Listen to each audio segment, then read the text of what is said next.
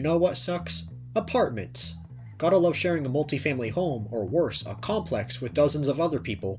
No matter where you live, the most common annoyance of living at an apartment building is the constant stomping, banging, and slamming noises coming from upstairs or downstairs. No matter what time of day it is, doors and cabinets must slam.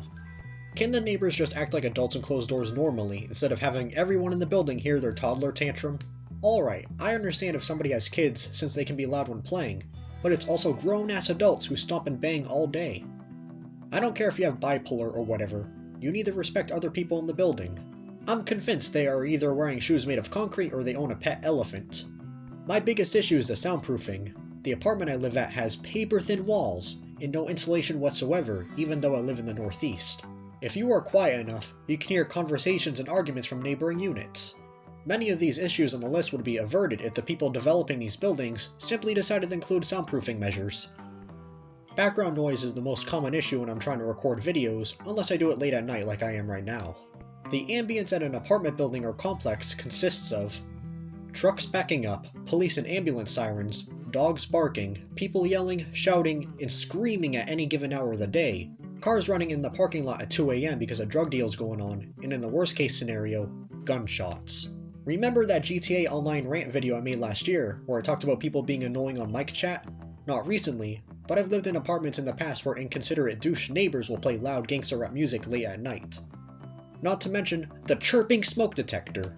Also gotta love the domestic disputes at like 6 in the morning on a weekend where the druggie downstairs is arguing and shouting at his girlfriend. You know what's worse than that? When they do a fire alarm test at my apartment complex at 7 fucking AM on a Saturday and disrupt my sleep. They really can't do it later at, say, like noontime and respect other people's rest. Sometimes there will be rodent or insect infestations you won't be aware of until months after you move in. Fortunately, I've never had to deal with a pest infestation in any apartments I lived in. However, they can get really bad. It could be something relatively manageable such as mice or spiders, but if it's roaches or worse, bed bugs, kiss your wallet goodbye. Bed bugs are nearly impossible to get rid of unless you throw everything out or hire professionals to heat up the apartment to 120 degrees. Oh, if you live at an apartment building, you are at a higher risk of a fire breaking out because of other people's stupidity.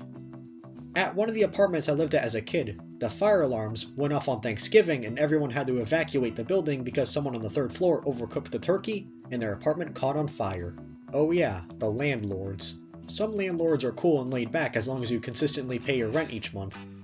But a good chunk of them are sleazebag slumlords. Black mold in the bathroom, broken fridge, cracks in the ceiling, not their problem. They just want to reap the benefits without having to do their job. Similar to this, depending on which complex you live at, maintenance can ironically become an inconvenience. Why do they insist on beginning a project or starting to blow leaves or mow the lawn at 6 or 7 AM? One time they began working on the roof early in the morning without any notice and tried looking through my bedroom window, which was a huge invasion of privacy. Many people would say, if you don't like it, just move out. That's the thing, the rent everywhere else is absolutely outrageous, unless the building is a crack den or a tent encampment on the street. Not to mention moving is expensive and you have to pay for a moving truck, pay for the gas to actually drive there, and it's also time consuming to plan where you want to move, and which town will be the most fit. I'd love to own my own house or even a trailer someday, because I grew up in apartment buildings and lived in them all my life and don't want to deal with obnoxious and nosy neighbors anymore. One of my notable apartment memories was when we got evicted from our apartment in 2012. So we had to live at a hotel for a month, and coincidentally, the day we moved into the hotel room was the same day Cartoon Network celebrated their 20th anniversary, which definitely lightened the mood. Lastly, I know this one sounds a bit silly, but the smells can get on your nerves too. At the apartment complex we lived at when I was in middle school, the neighbors were good people, but they would cook fish every week and the hallway smelled so bad.